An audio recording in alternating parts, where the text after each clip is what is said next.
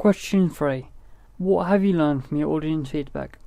Audience feedback is really important at all stages of production, so you can make sure you're on track and tailoring your media product to appeal to them. Throughout my production, from coming up with the initial ideas to making tweaks to my ancillary texts, I asked my audience for their input. The feedback has helped me decide how I want to approach my short film and is vital to selling my short film to my target audience.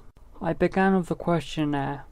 I originally didn't know how I wanted my main characters to obtain this power of time control, so for this reason I asked my target audience to provide suggestions on how this would come to be. The results were dead even between the power being related to an object or the character would discover the power somehow. In order to try and appeal to both parties, I met halfway and made it so that it would be related to an object he would have to discover. The most important question from my questionnaire was asking my audience which direction they would like my story to go down, following either the thriller or comedy route, as it would dramatically change the final product. I did restrict my audience between these two choices because they were the only genres I really wanted to work on. The majority said they wanted the film to be a thriller, so I decided to follow that and go down the more serious route. I asked my audience what they would do if they had this power, so I could think of what to include during the scenes where Tim is using the power himself. They suggested that travelling to places fast would likely be their primary use of speeding up time, followed by cooking food faster and speeding up a long boring lecture. I included their suggestion of travelling to places faster with the scene where he's walking to the cinema and speeding up a boring lesson with the scene with Mr. Gibbs. I tried to include the cooking scene as it was planned in the animatic, however due to time constraints I had to drop the scene from the main production.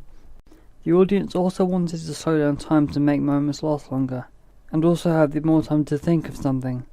I wasn't able to include the thinking of things, but slowing down a moment became the twist at the end.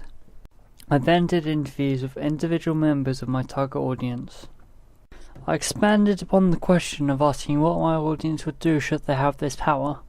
Again, it would appear that the audience would use it to get to places faster and work on things with extra precision. This is where I got the idea for the Mona Lisa scene. I asked what they wanted the protagonist to be like. General response was unusual and quirky, but relatable. This wasn't much to go on, so I decided to make the main character a school student, an example of something different but relatable. Now, what interested me the most was the response from respondent 4. What happens if you get stuck whilst you slow down time, living life at a slower speed? It was an idea I've had for a while now, and since this respondent within my target audience had the same idea, it solidifies this as being quite a good idea overall. The most important piece of information taken from the interviews is the decision to include an object as the tool of which the power comes from. The most common answer was a time-related object, perhaps a wristwatch. This makes sense because my short film was almost entirely based around time. Beforehand I was planning on using a simple stone or something with the word click written on it, but the watch seems like a more reasonable approach. One minor point that was pointed out was to change the poster quotes from paragraphs to smaller sentences. Originally the quotes were somewhat long, but I did follow this advice and changed I've reduced the number of words present in the quotes. My short film was originally titled Fascinatio, which is Latin for speed, as it relates to the protagonist being able to adjust the speed of time. At the time I thought it was a pretty good name, as it makes sense if you know what it means. And no one knew what it meant. It'd be a good title if we all spoke Latin, but last time I checked, most people don't. So for this reason, based on my audience feedback, I renamed my short film to TikTok to keep along with the theme of time and to draw more attention to the watch.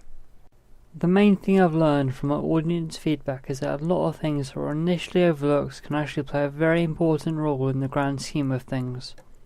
Since I originally had no plans to include an object at all, let alone a watch, and because of audience input, this has resulted in changing the entire dynamic of my short film based on this decision. As well as the original title being somewhat odd and difficult to understand, feedback can actually be very important and dramatically change the outcome of your final product. If it wasn't for feedback from my audience, my short film would still be called Fascinatio, and the watch would have never existed.